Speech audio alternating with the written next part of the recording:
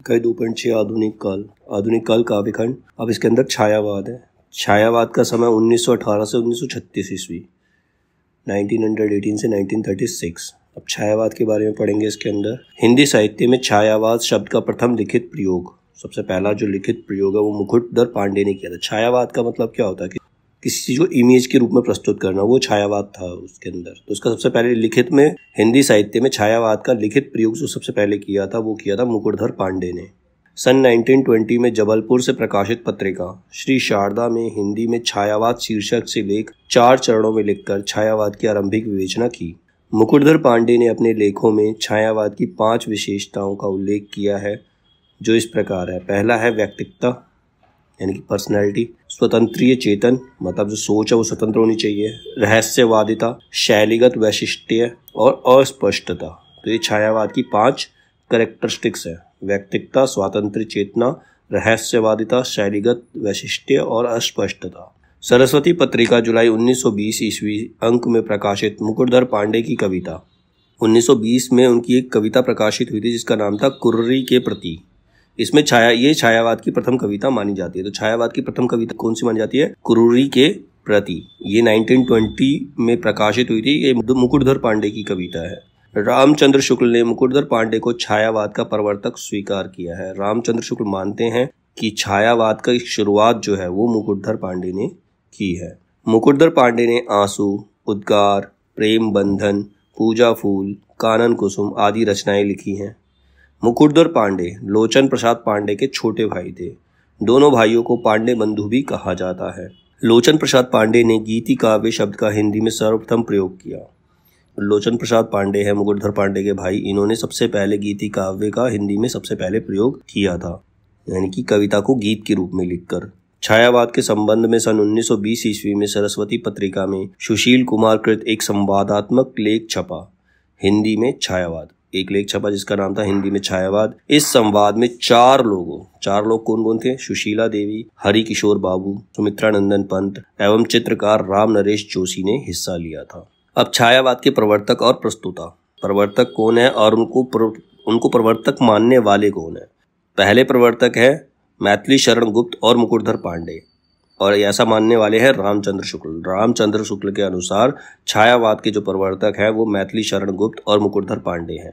नंद दुलारे वाजपेयी मानते हैं कि सुमित्रा नंदन पंत छायावाद के प्रवर्तक है।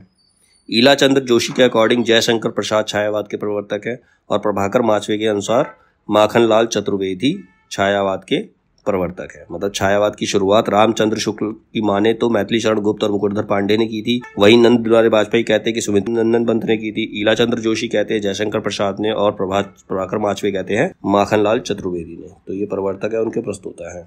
अब इसके बाद छायावाद की प्रमुख विशेषताएं पढ़ी थी। 5 विशेषताएं होती है: व्यक्तिकता, स्वतंत्र चेतना, रहस्यवादिता, शैलीगत वैशिष्ट्य और अस्पष्टता। तो सबसे पहली विशेषता है स्वतंत्र चेतना, मतलब सोच जो नीचे स्वतंत्र होनी चाहिए। किसी रूढ़ी में बंधकर हमें कविता रचनाएं नहीं लिखनी चाहिए। तो छायावादी काव्य की केंद्रीय चेतना स्वतंत्रता की चाह है। यह स्वतंत्रता रूढ़ियों से, यानी कि पुराने रीति रिवाजों से, धर्म से और समाज से, हमें किसी चीज में बंधकर रचना नहीं करनी, वही स्वतंत्र चेतना है। दूसरी विशेषता है व्यक्तिकता। छायावादी काव्य समाज में व्यक्ति के स्वतंत्र अस्तित्व की कल्पना करता है, मतलब व्यक्ति किसी चीज से बंधा हुआ नहीं है। तो उसको अगर तुम एक्सप्लेन कर रहे हो तो उसको स्वतंत्र रूप से एक्सप्लेन करना चाहिए। दूसरी है अनुभूति की प्रतिष्ठा। अनुभूति मतलब जो हमें फील होता है, जो एक कवि को फील होता है। छायावादी कवियों ने व्यक्तिक अनुभूतियों की अभिव्यक्ति पर जोर दिया, मतलब जो उन्हें पर्सनली फील होता है वो उनकी रचनाओं में दिखना चाहिए। कविता को विचारों एवं तथ्यों से परे तथा अनुभूति से निर्मित माना जाता है। तो जो कविता है वो हमारी अनुभूति से निर्मित होगी तो ज्यादा प्रभावशाली होगी। ठीक है।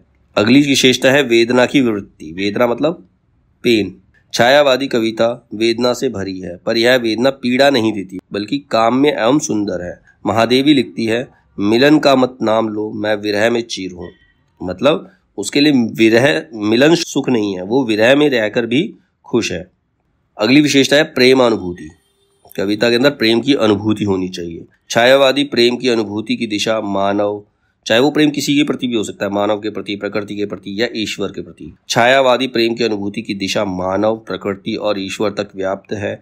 यह प्रेम अशरीरी है, किसी एक पर्सन मात्र से ये प्रेम नहीं है, एक व्यक्ति मात्र से प्रेम नहीं है।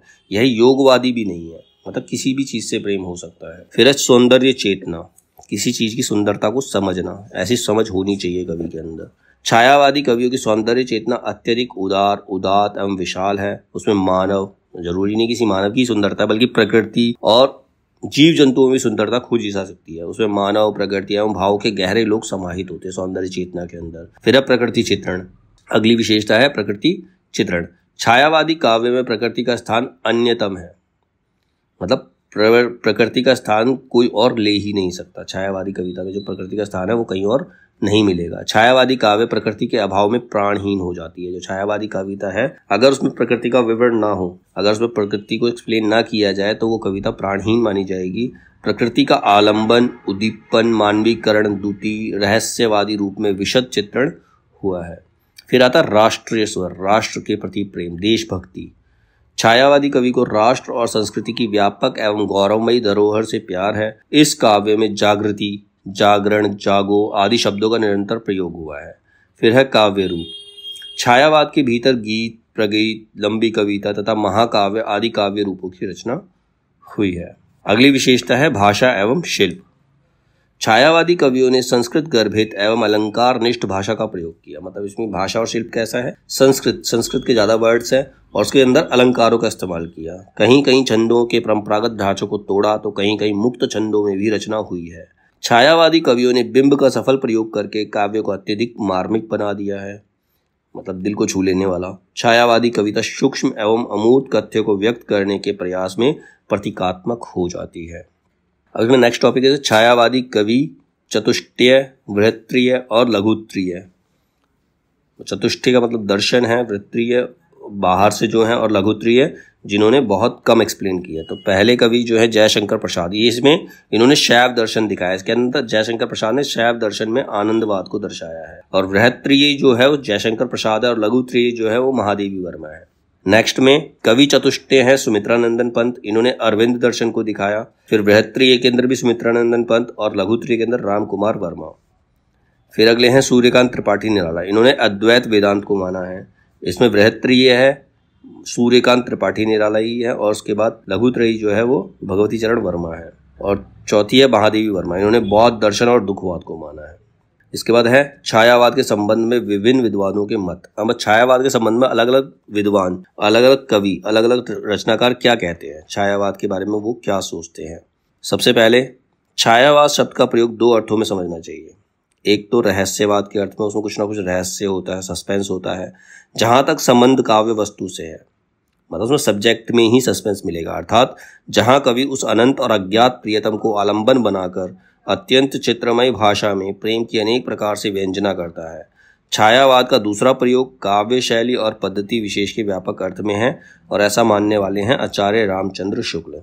फिर जयशंकर प्रसाद मानते हैं जब वेदना के आधार पर स्वानुभूतिमय अभिव्यक्ति होने लगती है, जब किसी को पेन होता है, पेन फील होता है और खुद की अनुभूति फील करके जब उसकी अभिव्यक्ति करता है, तब हिंदी में उसे छायावाद के नाम से अभिहित किया गया है। ध्वन्यात्मक, लाक्षणिकता, सौंदर्यमय प्रतीक विधान तथा उपचार वक्रता के साथ स्वानुभूति की विवृत्ति छायावाद की विशेषताएं हैं जयशंकर प्रसाद के अकॉर्डिंग। फिर नंद दुलारी वाजपेयी कहते हैं कि मानव अथवा प्रकृति के सूक्ष्म, मतलब बिल्कुल डिटेल में, नंद दुलारी वाजपेयी मानते हैं कि मानव अथवा प्रकृति के सूक्ष्म किंतु व्यक्त सौंदर्य में आध्यात्मिक छाया का भान मेरे विचार में छायावाद की सर्वमान्य व्याख्या हो सकती है। राम कुमार वर्मा कहते हैं परमात्मा की छाया आत्मा में, मतलब जब हम अपने आत्मा में परमात्मा का वास मानते हैं या आत्मा की छाया परमात्मा में पड़ने लगती है, तभी छायावाद की सृष्टि होती है। महादेवी वर्मा कहती है छायावाद तत्वतः प्रकृति के बीच जीवन का उद्गीत है, उसका मूल दर्शन सर्वात्मवाद है। मतलब हम जब प्रकृति के अंदर जीवन देखते हैं, नेचर के अंदर जब हम जीवन देखते हैं, वही छायावाद है महादेवी वर्मा के अकॉर्डिंग। डॉक्टर नगेंद्र कहते हैं छायावाद स्थूल के प्रति सूक्ष्म का विद्रोह है, वह एक विशेष प्रकार की भाव पद्धति है, एक इमोशन है जो जीवन के प्रति विशेष प्रकार का भावनात्मक दृष्टिकोण है। रामविलास शर्मा कहते हैं छायावाद स्थूल के प्रति सूक्ष्म का विद्रोह नहीं रहा है, वरन थोथी नैतिकता, मतलब नैतिकता क्या होती है, जो इंसान के अंदर संस्कार वगैरह, तो वो झूठे संस्कार है। रूढ़िवाद, सामंती साम्राज्यवादी बंधनों के प्रति जो विद्रोह कर रहा है वो छायावाद है, परंतु यह विद्रोह मध्य वर्ग के तत्वाधान से हुआ है। विद्रोह कौन करता है? मिडिल क्लास बंदा ही करता है। इसीलिए उसके साथ मध्य वर्ग की असंगति, पराजय और पलायन की भावना भी जुड़ी हुई है। इसीलिए जो छायावाद की कविताएं या रचनाएं मिलेंगी उसके अंदर मिडिल क्लास की प्रवृत्ति ज्यादा देखने को मिलेगी। मिडिल क्लास पर्सन जो था हार भी जाता है, क्विट भी कर जाता है, तो ये सारी चीजें उसमें दिखाई पड़ती है छायावाद के अंदर, ऐसा मानते हैं रामविलास शर्मा। रामस्वरूप चतुर्वेदी कहते हैं कि छायावाद मूलतः शक्ति काव्य है, पुनर्जागरण चेतना का व्यापक और सूक्ष्म रूप है और यह अपनी अर्थ प्रक्रिया में मानव व्यक्तित्व को गहरे स्तरों पर समृद्ध करता है। आचार्य हजारी प्रसाद द्विवेदी कहते हैं छायावाद के मूल में पाश्चात्य रहस्यवादी भावना अवश्य थी। पाश्चात्य मतलब बाहर, अंग्रेजों की रहस्यवादी भावना है इसके अंदर, छायावाद के अंदर। इस श्रेणी की मूल प्रेरणा अंग्रेजी की रोमांटिक भावधारा की कविता से प्राप्त हुई है। मतलब छायावाद किससे प्रेरित हुआ? अंग्रेजी में जो रोमांटिक भावधारा है उसी से ये प्रभावित है। और इसमें संदेह नहीं कि उक्त भावधारा की पृष्ठभूमि में ईसाई संतों की रहस्यवादी साधना अवश्य थी। तो छायावाद के अंदर हजारी प्रसाद द्विवेदी मानते हैं कि छायावाद के अंदर ईसाई संतों की रहस्यवादी साधना सम्मिलित है। नामवर सिंह कहते हैं छायावाद उस राष्ट्रीय जागरण की अभिव्यक्ति है जो एक ओर पुरानी रूढ़ियों से मुक्त चाहता था और दूसरी ओर विदेशी पराधीनता से। नामवर सिंह कहते हैं छायावाद व्यक्तित्व की कविता है जिसका आरंभ व्यक्ति के महत्व को स्वीकार करने और करवाने से हुआ है। तो इम्पोर्टेंट तो इसके अंदर आचार्य रामचंद्र शुक्ल, जयशंकर प्रसाद और आचार्य हजारी प्रसाद द्विवेदी और महादेवी वर्मा, ये चारों को भी पढ़ लेंगे तो काफ़ी है। ठीक है, इसके बाद है छायावाद के महत्वपूर्ण कवि और उनकी रचनाएं। अब हमने छायावाद की कैरेक्टरिस्टिक्स करी, फिर छायावाद के संबंध में अलग अलग विद्वानों के मत पढ़े। अब है छायावाद के महत्वपूर्ण कवि और उनकी रचनाएं क्या क्या हैं। तो पहले कवि हैं हमारे जयशंकर प्रसाद। इंपॉर्टेंट वही दे रखे हैं इसके अंदर जो इंपॉर्टेंट कवि हैं, जयशंकर प्रसाद, सूर्यकांत त्रिपाठी निराला, सुमित्रानंदन पंत और महादेवी वर्मा। तो पहले हैं जयशंकर प्रसाद, इनका समय 1889 से 1937, 1889 से 1937। इनकी कविताएं, जयशंकर प्रसाद की जो इंपॉर्टेंट कविताएं हैं वो हैं पहली उर्वशी, वन मिलन, उर्वशी 1909, वन मिलन 1909, प्रेम राज्य 1909, अयोध्या का उद्धार 1910, शोकोच्छ्वास 1910, बभ्रुवाहन 1911, कानन कुसुम 1913, प्रेम पथिक 1913, महाराणा का महत्व 1914, चित्राधार 1918, झरना 1918, आंसू 1925, लहर 1933 और कामायनी 1935, 1935। तो इसमें इंपॉर्टेंट की चार कविता जो हम एक्सप्लेन भी कर चुके हैं इसके अंदर। हम पहले है उर्वशी, आंसू, कामायनी, उर्वशी, आंसू और कामायनी, हम ये एक्सप्लेन भी कर चुके हैं, इंपॉर्टेंट कविताएं हैं इनकी। इसके बाद है सूर्यकांत त्रिपाठी निराला, इनका समय 1899 1961, 1899 से 1961। इनकी रचनाएं हैं अनामिका 1923, परिमल 1930, गीतिका 1936, तुलसीदास 1938, कुकुरमुत्ता 1942 1942, अणिमा 1943 1943, बेला 1946 1946, नए पत्ते 1946 1946, अपरा 1946 1946, अर्चना 1950 1950, आराधना 1953 1953, गीता कुंज 1954 1954, सांध्य काकली 1969 1969। अगले कवि हैं सुमित्रानंदन पंत, इनका समय 1900 से 1977, 1900 से 1977। अब इनकी रचनाएं, अब इनको हेडिंग के साथ बताया कि छायावादी रचनाएं हैं, प्रगतिवादी रचनाएं हैं, अरविंद दर्शन से प्रभावित रचनाएं हैं, फिर नव मानवतावादी रचनाएं हैं। तो सबसे पहले छायावादी रचनाओं में आती है उच्छ्वास 1920, ग्रंथि 1920, वीणा 1927, पल्लव 1928, गुंजन 1932। उसके बाद प्रगतिवादी हैं युगांत 1936, युगवाणी 1939, ग्राम्य 1940। फिर अरविंद दर्शन से प्रभावित जो इनकी रचनाएं हैं वो हैं स्वर्ण किरण 1947, स्वर्ण धूलि 1947, युगांतर 1948, युगपत 1949। फिर नव मानवतावादी रचनाएं हैं उत्तरा 1949, रजत शिखर 1952, शिल्पी 1952, अतिमा 1955, सोवर्ण 1957, वाणी 1958, कला और बूढ़ा चांद 1959, लोकायतन 1964, पुरुषोत्तम राम 1967, चिदम्बरा 1968, सत्यकाम 1975। नेक्स्ट है इसमें महादेवी वर्मा का समय 1907 से 1987, इनकी रचनाएं हैं निहार 1930, रश्मि 1932, नीरजा 1934, सांध्य गीत 1936, यामा 1940, दीप शिखा 1942, सप्तपर्ण 1960, प्रथम आयाम 1984, अग्निरेखा 1990।